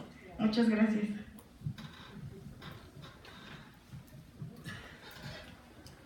¿Alguien más tiene otra pregunta? Bueno, empezaría justamente por tu pregunta, compañera, pero voy a poner otro ejemplo. La universidad imparte la carrera de Derecho en 3 sedes. ¿Estamos de acuerdo? Que son Aragón, Acatlán y Ciudad Universitaria. Si tú conoces los 3 ámbitos, son totalmente diferentes y sin embargo otorgan el mismo título. Y son 3 formaciones totalmente diferentes y son 3 concepciones del derecho totalmente diferentes. Mi área de conocimiento más la pedagogía era Acatlán también, Aragón también y CEU, pedagogía. La pedagogía que se enseñaba en aquellos talleres en Aragón era una pedagogía enfocada a la manera, a las técnicas de enseñanza didáctica. La pedagogía que se enseñaba en Acatlán era una pedagogía enfocada principalmente a aspectos sociales. Nada que ver. Porque había muchísimos maestros que han llegado del Cono Sur, argentinos, chilenos, uruguayos, paraguayos, todo esto, ¿no? Y la pedagogía que se daba aquí en CEU, que dije que se daba, era la más completa, y voy a decir por qué. Porque te daban un tronco común, a ti mismo como pedagogo, y luego tú buscabas qué orientación querías. Si quieres dedicarte a psicopedagogía, a sociopedagogía, a didáctica o currículum, ¿no? En este aspecto era mucho más integral. Si eso pasa con una profesión, imagínate lo que no va a pasar entre 2 entidades, como son 2 universidades. Esa es una diferencia justamente cuando hablamos, y lo digo que lástima que el doctor Robles de tuvo que ir cuando dice que los planes de estudio nacen viejos. Y nacen viejos justamente porque se tardan tanto en hacerlos, tanto en aprobarlos, salud, que cuando ya llegan a los alumnos vienen hasta con bastón, ¿sí? O sea, parece de risa, pero no.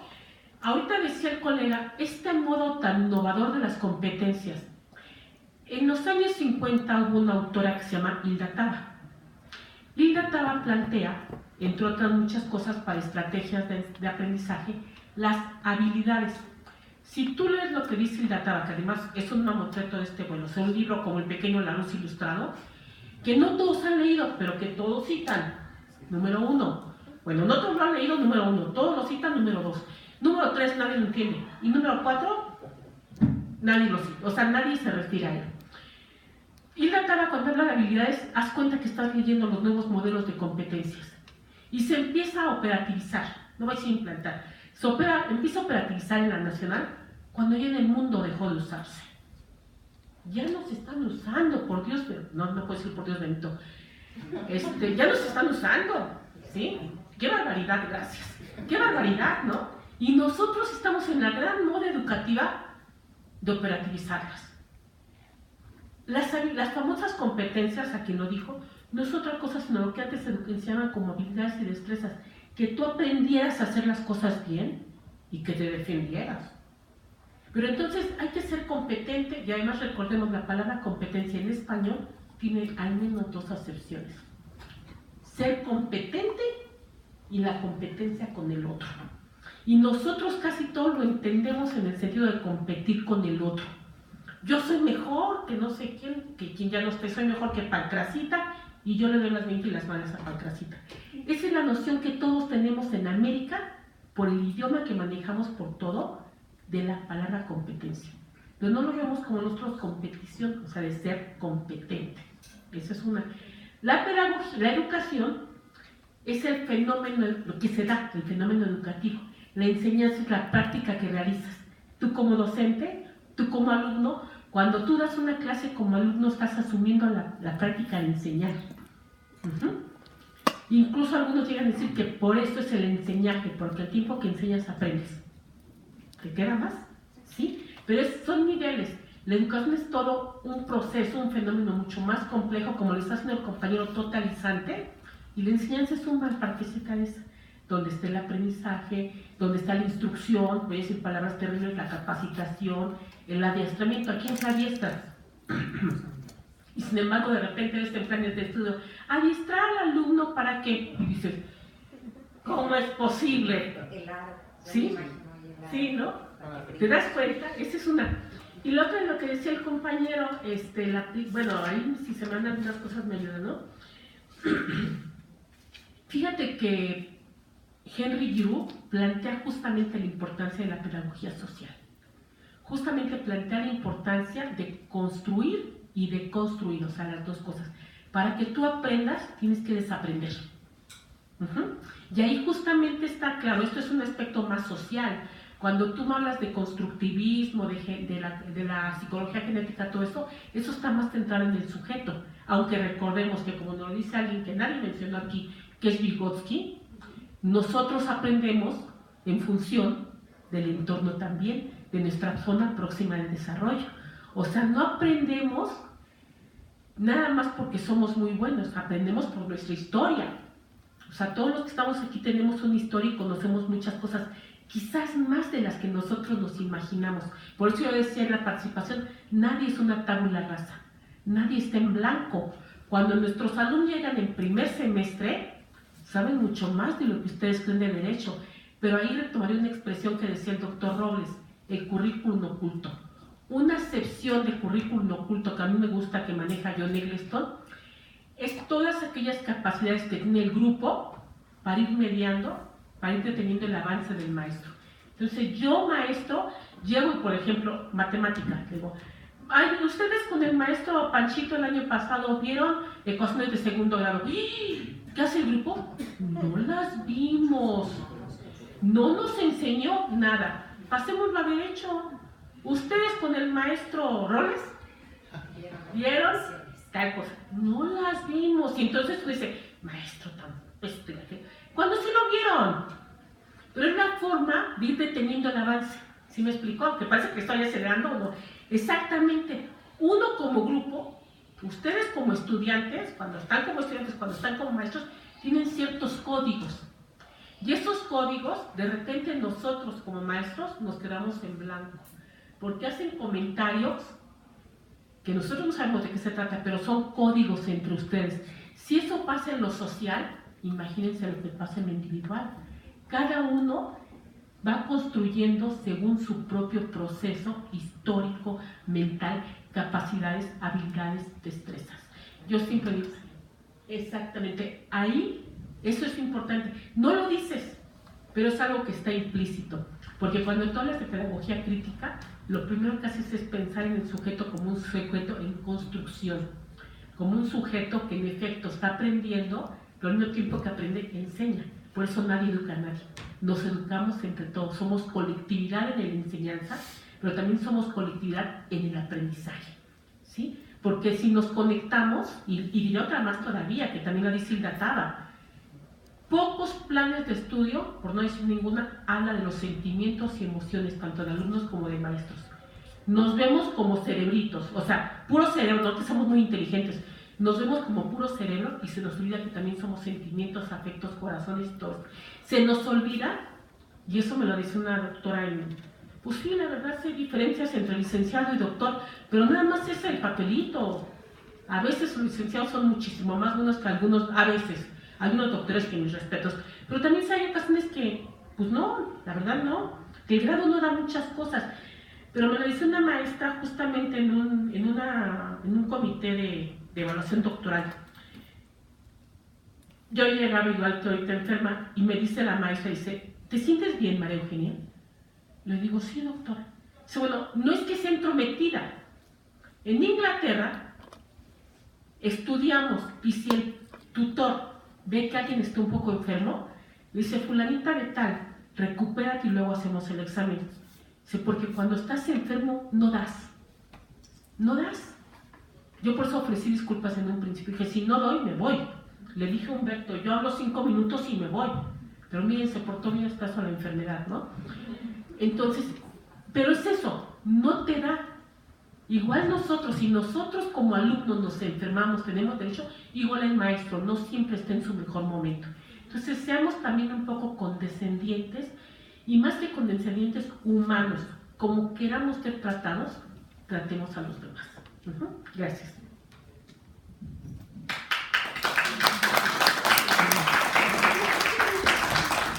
La verdad es que no solo es cariño, es admiración. No solo de cariño vive el hombre. Sí, bueno, también, por supuesto. Bueno, a mí también me gustaría hilar las 3 preguntas que hicieron favor de realizar, la cual le agradezco, de verdad. Bueno, hay muchas concepciones acerca de la educación. ¿Cuál es la diferencia entre hablar de pedagogía del oprimido y hablar sobre el constructivismo? Como la ponencia tiene que ver con filosofía y filosofía del derecho, te diría yo los fines. Contestaría así de cortito. ¿Cuál es la finalidad? Es lo que a mí me interesa poner en la mesa como aportación, no como solución, sino como un tema que tenemos que discutir desde nuestras diferencias y distintas condiciones. ¿Qué pasa con el constructivismo? Pues el constructivismo me va a hablar de cómo, ¿no? Y que a partir de los cómo se construye el para qué o la finalidad. Pero socialmente hablando, tenemos que partir de una realidad.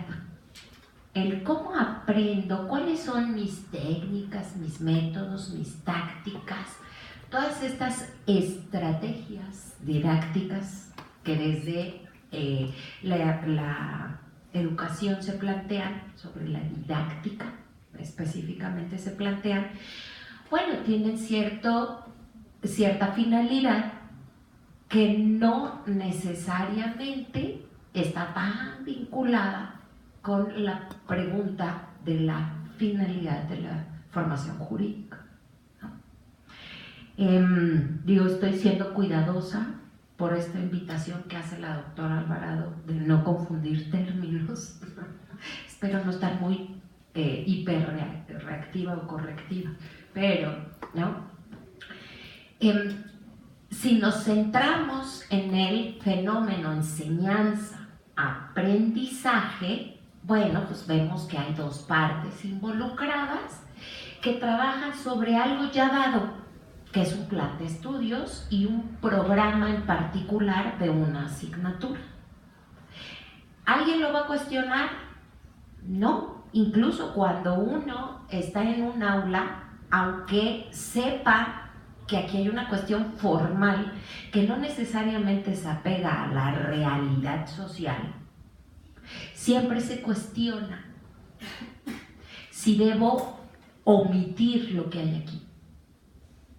Porque aunque uno quiera iniciar toda una nueva formación jurídica, no puedo, tengo una responsabilidad con la persona que se está formando.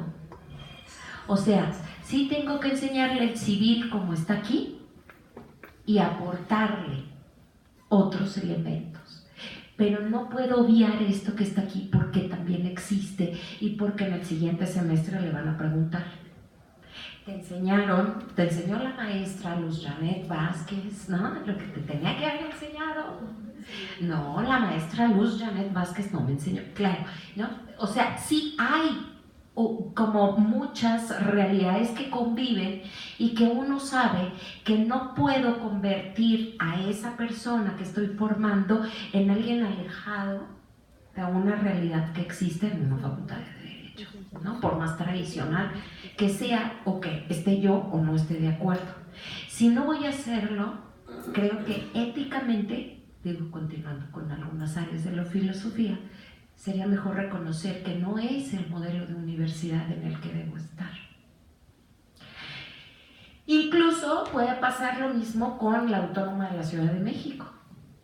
Si no estoy dispuesta a formar desde otros aspectos, que es la enseñanza crítica, que es desde el conflicto, que es todo lo que nos lleva a ciertas descalificaciones en la universidad, y quiero algo tradicional, y quiero solo enseñar obligaciones, contratos, derecho de familia, sucesiones, ¿no? Si quiero enseñar eso de esa manera, pues tal vez tenga que salir de allá y venirme a una universidad, a otra universidad que sea tradicional. Entonces uno debe reconocer por encima de mis necesidades económicas, tengo que reconocer cuál es el espacio en donde debo insertarme, ¿no? Así pues, los estudios de Derecho en la Autónoma de la Ciudad de México han sido producto de la realidad. No hay un nombre, una persona, ¿no?, a quien yo pueda señalar como creadora, como a quien se le debe. Es una pluralidad como suele suceder en ese modelo y en esa universidad. En primer lugar, hubo la intención, por supuesto, de que las gentes que se encuentran privadas de su libertad, las personas privadas de su libertad, tuvieran acceso a la educación superior. Pero la oferta de las licenciaturas de la Autónoma de la Ciudad de México no era del gusto, agrado, necesidad de quienes estaban privadas de su libertad. Así de fácil. No les interesaba estudiar filosofía e historia de las ideas, ¿no? Como es la licencia. No les interesaba creación literaria, ¿no? ¿Qué les interesaba? Derecho. Ah, bueno, entonces ahí otra vez, ¿no?, una cuestión ética, ¿no? Fuiste a prometer educación superior para ellos, pues cumples, ¿no? Aunque no te guste, ¿no? Y así fue, por supuesto, se empezó a trabajar en el plan de estudios y aquello, pues como todo, ¿no? Todos los acuerdos tienen por lo menos 2 versiones y además pasan por un proceso, como la educación misma, ¿no? Entonces ha habido un proceso. Así fue como surgió la licenciatura en Derecho, ¿no? Después nos vamos a los planteles. No tiene mucho que estamos en el plantel Cuautepec, que es otra de las características de la universidad, es que no estamos precisamente en la zona céntrica, sino que nosotros llevamos la educación, ¿no?, a los espacios en donde sabemos se necesita, porque como buenas personas idealistas, románticas y todo aquello, ¿no?, creemos que la educación, por supuesto, es una forma de transformación y de dotar de libertad. y dotar de herramientas que te permitan a ti ser, ¿no? Entonces nos vamos hacia zonas que son vulnerables y por eso estamos para empezar en Cuautepec, ¿no? Tenemos una matrícula que va creciendo. Tenemos pendiente, como en todos los espacios, el trabajo hacia los planes de estudio. Nuestro primer plan de estudios tenía características de intención de profundización en los derechos humanos. Pretendió transversalidad, no siempre se logra porque siempre nos hace falta gente experta, ¿no? en la materia, porque tenemos también otro defectito, los abogados y las abogadas nos creemos todólogos y todólogas, creemos que sabemos mucho, y entonces, bueno, con esa soberbia, pues hicimos el plan de estudios, y esa soberbia lo malo es que la hemos mantenido y no hemos podido modificar un plan de estudio que nace en 2007. Estamos en el 2018 y, ay, qué bueno que hay cámara. Y no hemos logrado una modificación a un plan de estudios que, por mucho que fuera de vanguardia, requiere, por supuesto, después de 11 años, ser revisado. Nada más por lógica. Esperemos que algún día terminemos el proceso de los acuerdos, de los reconocimientos, y podamos hacer las modificaciones, no que por soberbia creamos que necesitamos, sino que la misma realidad, nuestra comunidad universitaria, nos lo haga saber. Espero haber respondido todo. Gracias.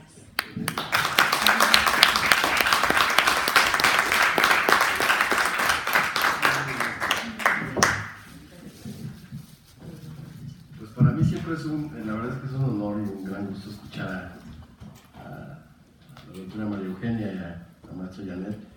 Pueden darse cuenta de la solvencia teórica y sobre todo la solvencia práctica de todo lo que dicen. Me parece que, bueno, en relación a lo que comentabas, a tu pregunta, deberíamos en primer lugar reconocer a los pocos, porque son poquísimos maestros críticos que están en esta facultad. Yo conozco a casi todos, ¿no? Y la verdad es que es un esfuerzo titánico porque en una facultad que predomina la enseñanza clásica, con ciertos matices que ya muy bien esbozaron nuestras amigas expertas, dan esa batalla teórica donde debe darse, ¿no? Digamos, ahora que han hablado tanto, y lo decía también en la mañana, de los Critical Legal Studies en Harvard, con Duncan Kennedy a la cabeza, pues imagínate, una forma de enseñanza en Harvard donde estaba Friedman, ¿no? Donde estaba Hayek, los padres del neoliberalismo. Harvard también tomó conciencia de decir, no, también tenemos un espacio, mientras las clases de Hayek eran de 100, 120 alumnos, las clases de Duncan Kennedy eran de 20 o de 10, ¿no? Pero eso no quiere decir otra cosa, porque lo mismo le pasaba a Hegel y a Schopenhauer, ¿no? En el mismo horario, en la misma sede, el mismo día, las clases de Hegel estaban saturadas y los alumnos de Schopenhauer eran 3, ¿no? Eso no quiere decir otra cosa más que la impronta crítica y el compromiso ético de los pensadores. Entonces mi más sentido reconocimiento a quienes en la Facultad de Derecho hacen un esfuerzo muy grande para que la teoría crítica siga viva y siga vigente, porque además así lo está. Y de eso lo decía muy claramente todos los ponentes de esta semana, pero lo decía claramente Sergio y Luis Daniel Vázquez en la mañana. No podría decirte que un solo método es el correcto, más bien es la pluralidad de esos métodos. Por ejemplo, alguien como el doctor Correas tiene la base dura metodológica a Kelsen, y tiene a Hume y tiene a Marx. Y es maravilloso. Alguien formado en la Escuela Clásica del Derecho te diría, eso es imposible. Lo cierto es que no lo es, y el esfuerzo del doctor Correas, desde más de 35 años de trayectoria académica, sigue publicando año con año. Acaba de salir publicado el número 38 de la nueva era de la revista Crítica Jurídica, y escribe él, y sostiene esas ideas. Y lo mismo ayer decía el maestro Berumen, y lo decía el doctor Berumen y el doctor Napoleón Conde. O sea, el doctor Napoleón fue más explícito aún. Él te decía, yo busco un método que me lleve a transformar lo real, esto que decía, no solo la teoría, es teoría y praxis, no una o la otra, las dos juntas. Mala praxis es aquella que no tiene teoría, y una teoría que se queda en la burbuja de cristal, pues no va a transformar lo real, ¿no? Y justamente eso es el esfuerzo tanto de María Eugenia como de Luis Janet. Y él te decía, nos decía a todos, yo soy marxista, pero soy hermeneuta. Y alguien más te podrá decir, yo soy marxista y soy anarquista además, ¿no? Y lo sostienen, es el ejemplo de todos los amigos de La Plata, Aníbal Dauria, José Orler, ¿no? De muchos amigos de crítica jurídica que te lo dicen. Yo soy marxista en el método, pero soy anarquista en la práctica, y te lo sostienen con una exposición bastante interesante. Me parece que el objetivo es transformar efectivamente las prácticas de lo que es el derecho. Esas prácticas para que se configuren en nuevas prácticas, pero sobre todo en nuevas narrativas. No hay un solo relato, ¿no? Y quedarnos en que es posible, no solo es posible, hay muchos relatos que, como bien decía Luis Daniel en la mañana, se están disputando la primacía del saber, ¿no? De ahí que citadísima la opinión de Foucault, el discurso, no solo lo que estamos diciendo, sino aquello por lo cual se matan los filósofos. Quien tiene la primacía del discurso, pues tiene la primacía de las prácticas. Justamente la teoría crítica te diría pluralidad de prácticas, para que haya nuevas narrativas, nuevas prácticas y nuevos saberes, porque el derecho es justo eso, ¿no? Sí son normas, si no tienen una práctica social que las legitime, no solo llegan a destiempo, es otra muerte, pero ojo, en cualquier momento quien tiene el poder la activa, ¿no? Y hay que ser cuidadosos en eso. Yo por eso no digo, ay Dios mío, yo digo, ay Hobbes mío, ¿no? Si es el padre de estas prácticas. Quien es verdaderamente libre es porque no está obligado frente a ninguno, es la gran enseñanza de libertad, y es justamente la potestas máxima, pues es el soberano, ¿no? Y quisiera concluir porque con esa idea que decía Sergio muy bien, lo dijo Romántico de una manera poética fantástica. Por ejemplo, los derechos humanos se pueden utilizar de muchas maneras, pero una práctica y una narrativa que tendría que adoptar la crítica jurídica o las teorías críticas, porque no hay algo así como solo la crítica jurídica, las teorías críticas, múltiples, valiosas, legítimas todas, y qué hermosa diferencia, es convertirla no en la instauración instrumental del poder, sino en lo que él mencionó, la nueva gramática de la dignidad. Fíjate la diferencia. O sea, los derechos humanos son una narrativa, son una práctica, o legitiman el poder, o son la gramática de la dignidad, de la diferencia de la autoridad. Podríamos seguir mucho, pero la verdad yo celebro el espacio, pues celebro la pluralidad y la apertura de las autoridades, y celebro su participación, que nos visiten amigos de filosofía. Quiero que quiera hablar la profesora. Adelante. Bueno, yo... Llámale, por favor.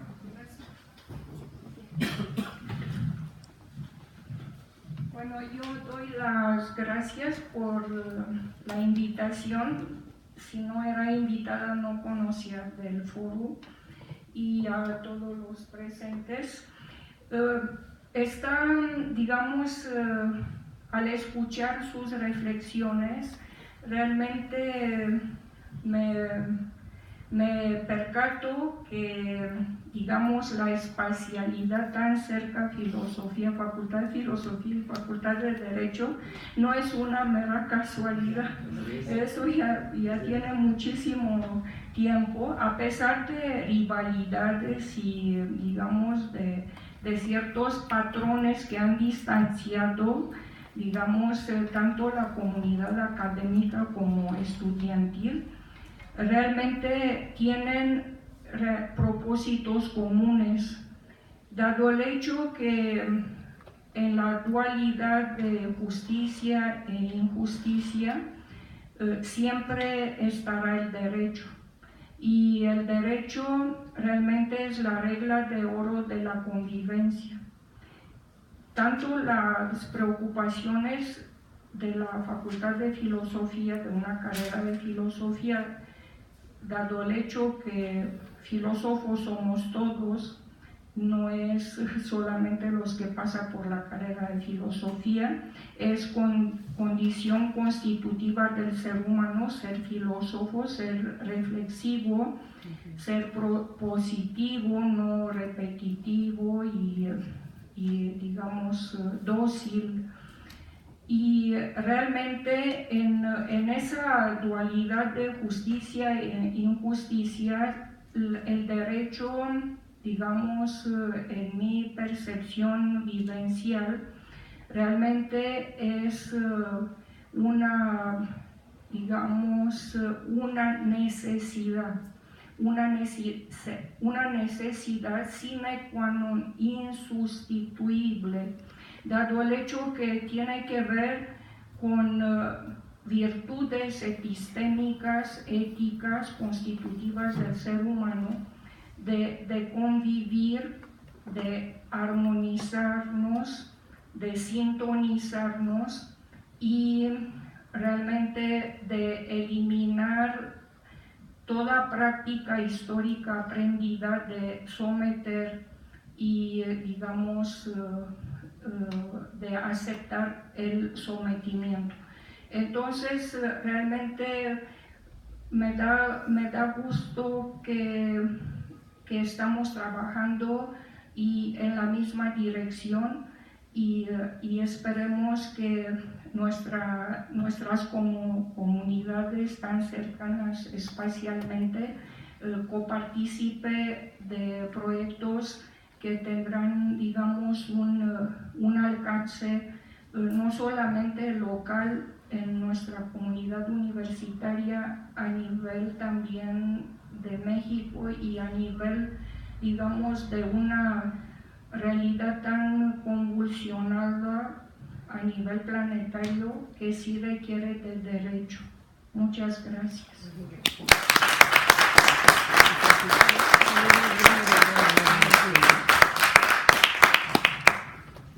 Antes de dar la palabra a una última participación, me gustaría recalcar lo que la compañera dijo. La intención desde el principio de este congreso fue un diálogo entre filosofía y derecho, y que los profesores de filosofía vinieran acá, y los profesores de derecho que ya fueron el lunes y el viernes estarán nuevamente en la Facultad de Filosofía. Me gustaría también aprovechar la mesa y agradecer a los ponentes y pues saber que los convocantes de la Facultad de Derecho, Filosofía, aunado al Colegio de Profesores de Derecho Civil, nos gustaría, y por eso lo decía, de aprovechando la mesa, quizá en el próximo congreso también hacer un poco de previo a las conferencias, hacer un taller, ¿no? Donde se haga un diálogo más, enfocándose más en los alumnos y tengan un rol un poco más dinámico. Por eso lo decía de la mesa de enseñanza, ¿no?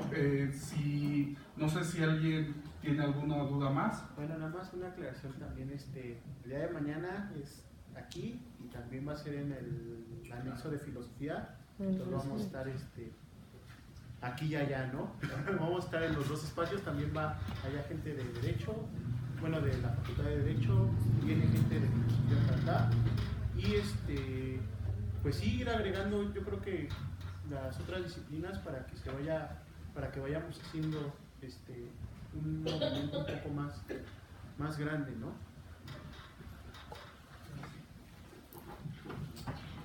Bueno, muchísimas gracias por sus valiosas participaciones.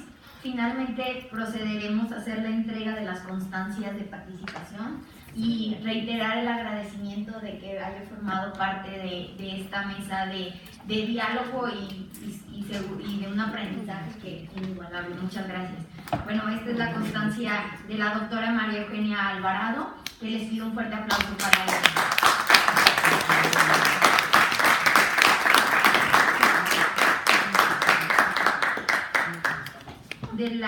De la maestra Luz Janet Vázquez, también un aplauso.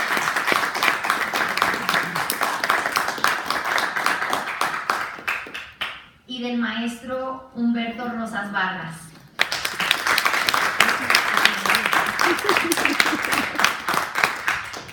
Hecho esto, damos por finalizada esta plática, esta mesa de diálogo, y les agradecemos mucho su asistencia. Buenas noches.